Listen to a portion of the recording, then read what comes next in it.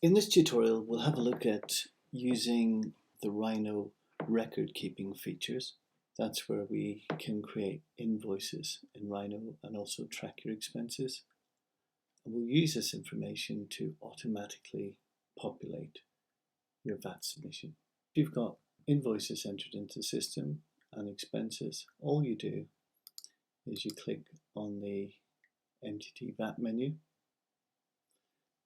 If you're connected to HMRC, it'll automatically pull through all your previous VAT submissions.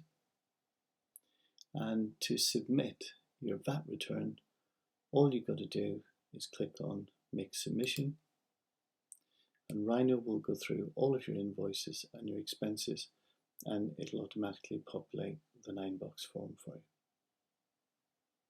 So all you've got to do is click on the declaration and click Finalize, and that's your VAT submission done. So it only takes about 30 seconds. It's got some other nice features. If you didn't recognize any of these figures, then what you can do is you can click on the transaction report, and that will show you which invoices and expenses were included in this VAT submission. It'll also show you which boxes were impacted by each transaction. The other advantage of the transaction report is if you're ever subjected to a VAT audit, then you can go to any previous quarter, click on it, and have a look at what transactions were included in that VAT submission.